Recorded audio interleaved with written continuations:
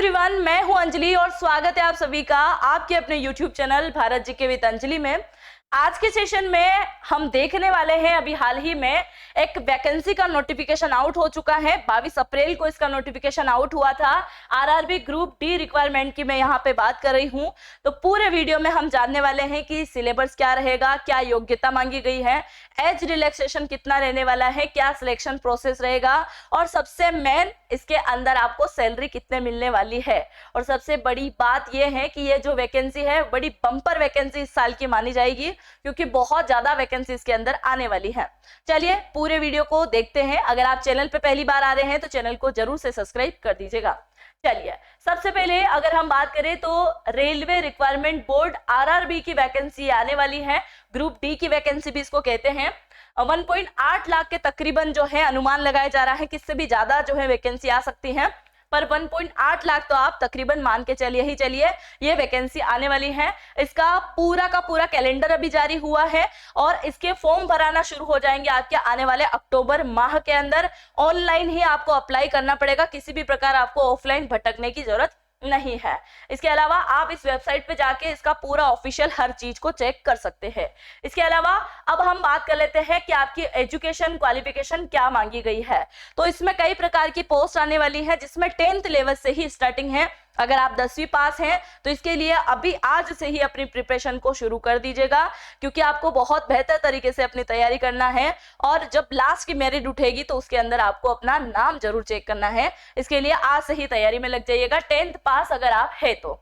Age limit की बात करें तो एज 18 से 33 मांगी गई है। इसके अलावा अगर आप ओबीसी से बिलोंग करते हैं, बॉयज एंड गर्ल्स की दोनों की मैं बात कर रही हूं, अगर आप ओबीसी से बिलोंग करते हैं तो आपको 3 साल और अलग से छूट मिलेगी। मतलब 18-33 तो पहले ही है, 18 से 33 साल तो आप पहले से ही फॉर्म भर सकते हैं। अगर आप ओबीसी से बिलोंग करते हैं तो 3 साल और इसमें ऐड कर दीजिएगा, मतलब 18 से 36 वर्ष की आयु तक आप इसमें फॉर्म भर सकते हैं। वही अगर आप एसटी/एससी से बिलोंग करते हैं तो देन 5 ईयर जो है और भी आप इसके अंदर ऐड कर दीजिएगा, मतलब 18-33 में 5 ऐड करोगे तो आप 38 साल तक इसके अंदर फॉर्म भर सकते हो। ये अलग अलग जो है सेंटर रहने वाले हैं। अब सबसे मेन बात आती है फीस की, कि हम किसी भी एग्जाम को फाइट करें उससे पहले जो फॉर्म भरने के लिए जाते हैं तो फी क्या रहेगी। अगर फीस की बात करें तो टोटल फीस आपकी रहने वाली है 500 रुपए। पर सुनिए जरा, पूरे 500 रुपए आपसे नहीं लिए जा रहे हैं, एक बार के लिए तो लिया जाएगा पर वापस आपको रिटर्न कर दिया जाएगा। कब आपको रिटर्न किया जाएगा, यहाँ पे क्लियर लिखा हुआ है कि आप अगर 500 रुपीज जमा करा रहे हैं, an amount of 400 from this field refundable after the candidate appear in the computer based test. यानी कि जैसे ही आप इसका एग्जाम फाइट करोगे आपके अकाउंट में फिर से 400 रुपए डाल दिए जाएंगे, चाहे आप कोई सी भी कैटेगरी से बिलोंग करते हो।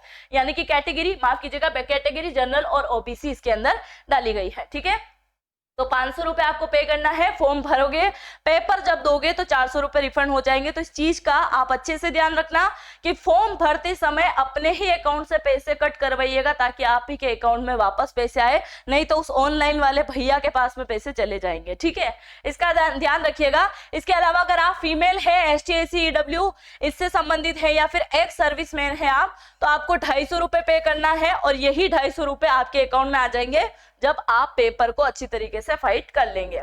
अब हम बात कर लेते हैं मेन सिलेक्शन प्रोसेस की। सिलेक्शन प्रोसेस क्या रहने वाला है। सबसे पहले कंप्यूटर बेस्ड टेस्ट होगा, यानी कि CBT टेस्ट आपका होगा।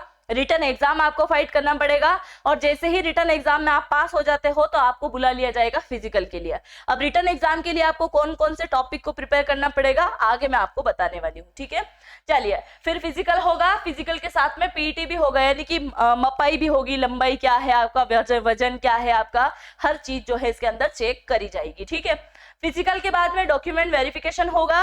और क्योंकि 10वीं पास पे आधारित ये वैकेंसी है तो सबसे ज्यादा 10वीं की मार्कशीट में अगर कोई चीज चेक की जाती है तो एक तो आपका नेम और आपका सरनेम, इसके अलावा आपकी डेट ऑफ बर्थ। अगर इन दोनों में कुछ मिस्टेक है तो आज ही सुधार करवाने की कोशिश कीजिएगा। दूसरा, कास्ट सर्टिफिकेट में बहुत प्रॉब्लम होती है तो थोड़ा कास्ट सर्टिफिकेट भी हो सके तो नया बनवा लीजिएगा, अभी टाइम है आपके पास में। ठीक है, इसके अलावा फिर बाद में होगा आपका मेडिकल एग्जामिनेशन, मेडिकल टेस्ट होगा, बिल्कुल नॉर्मल होता है, उसमें कोई घबराने की जरूरत नहीं है। चलिए अब हम बात कर लेते हैं मेन आपके ग्रुप डी के सिलेबस की। अगर हम सिलेबस की बात करें तो ये सब्जेक्ट आपको प्रिपेयर करने की जरूरत है। जनरल साइंस आने वाला है 25 नंबर का 25 क्वेश्चन, मैथमेटिक्स आने वाली है 25 क्वेश्चन के 25 नंबर के 25 क्वेश्चन, जनरल इंटेलिजेंस यानी कि रीजनिंग आएगी 30 नंबर की 30 क्वेश्चन, और इसके अलावा करंट अफेयर जनरल अवेयरनेस आएगा 20 नंबर का 20 क्वेश्चन। टोटल 100 नंबर का रहेगा। 100 क्वेश्चन और 100 नंबर के रहेंगे, प्रत्येक के आपको 1 नंबर मिलने वाला है। उन सभी को सॉल्व करने के लिए आपको 90 मिनट का टाइम मिलेगा और 1/3 की आपकी क्या रहने वाली है, माइनस मार्किंग इसके अंदर रहने वाली है। अब मैं इन सब्जेक्ट को थोड़ा सा आपको डिटेल से बता दूं कि कौन से सब्जेक्ट में क्या आपसे मांगा जाएगा। थोड़ा सा डिटेल में कैसे, जैसे जनरल साइंस में आपको कौन कौन से सब्जेक्ट पे अच्छी पकड़ बनाना है, मैथमेटिक्स पे क्या करना है, जनरल अवेयरनेस पे क्या करना है, थोड़ा सा आप देख सकते हैं। हम यहाँ पे बात कर रहे हैं टोटल, ठीक है। अगर हम बात करें जीके की, तो आपको जीके किस प्रकार से रेडी करना है, स्पोर्ट्स से यानी कि खेल से संबंधित 2 से 3 क्वेश्चन आते हैं, इकोनॉमिक के 1 से 2 क्वेश्चन। अब इकोनॉमिक में इसमें क्लियर नहीं किया गया है कि इकोनॉमिक में क्या पूछा जाएगा, ठीक है। इसके अलावा एयरपोर्ट से रिलेटेड आएगा। करंट अफेयर के 8-9 प्रश्न आते हैं, तो सबसे अधिक आपको क्या पढ़ना पड़ेगा, करंट अफेयर, है ना। फिर मिसलिनियस की बात करें, विविध प्रश्न जो होते हैं, वन लाइनर फैक्ट, वो 4-5 नंबर के आते हैं, उनको थोड़ा सा पढ़ना पड़ेगा। हिस्ट्री 2 से 3 नंबर की, ज्योग्राफी 2 से 3 नंबर की, करंट अफेयर 8 से 9 नंबर का, और ऐसे सबको काउंट करोगे तो आपका 20 नंबर का ये बनने वाला है, ठीक है। इसके अलावा दूसरा भी आप देख लीजिए, साइंस की अगर हम बात करें तो फिजिक्स, केमिस्ट्री, बायोलॉजी। अब इनमें सब में देखिए सबसे अधिक वेटेज किसका है, केमिस्ट्री का सबसे अधिक वेटेज है, तो 9 से 10 नंबर का आने वाला है, ठीक है। थोड़ा सा आप जूम करके चेक कीजिएगा, आपको अच्छे से दिखाई देगा, ठीक है। चलिए, इसके अलावा अगर हम बात करें मैथ्स की, तो ये है, माफ कीजिएगा, ये रीजनिंग है। रीजनिंग की बात करें तो कोडिंग, डिकोडिंग, मैथमेटिक ऑपरेशंस। अब इसमें आप चेक कीजिए कि सबसे अधिक किसके जो है प्रश्न बन रहे हैं, है ना। क्लासिफिकेशन के 2 से 3 नंबर है, डायरेक्शन के 1 से 2 नंबर का है ना। आर्ग्यूमेंट्स वगैरह ये हो गया है, सिटी अरेंजमेंट वगैरह, तो जिनमें ज्यादा नंबर के पूछे गए हैं पहले उनको रेडी कीजिएगा। वहीं अगर मैथ्स की बात करें तो मैथ्स में आपको ये सारे टॉपिक कवर करने पड़ेंगे, है ना।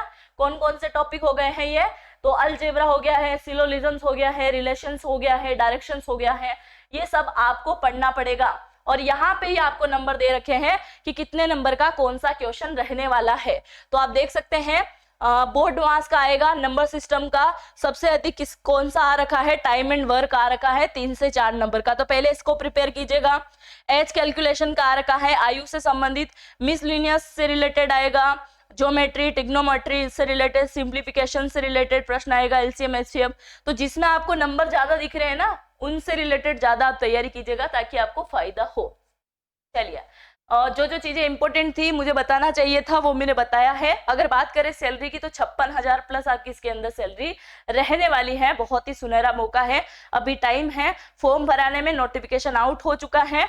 और अगर आपके मन में चलता है ना कि इस नोटिफिकेशन को हम भी चेक करना चाहते हैं, कहाँ पे हमको मिलेगा, तो आप सीधा सीधा चले जाइएगा इस वेबसाइट पे, तो आपको ये पूरा का पूरा जानकारी जो है इसके ऊपर मिल जाएगी, है ना। indianrailways.government.in पे आप चले जाइएगा, आपको पूरी की पूरी जानकारी मिल जाएगी। इसके अलावा अगर आपका कोई भी क्वेश्चन है तो कमेंट सेक्शन में कमेंट जरूर से करके जाइएगा, मैं कोशिश करूंगी उसका आंसर जल्द से जल्द आपको दे पाऊं। मिलते हैं नेक्स्ट वीडियो में, तब तक के लिए जय हिंद, जय भारत।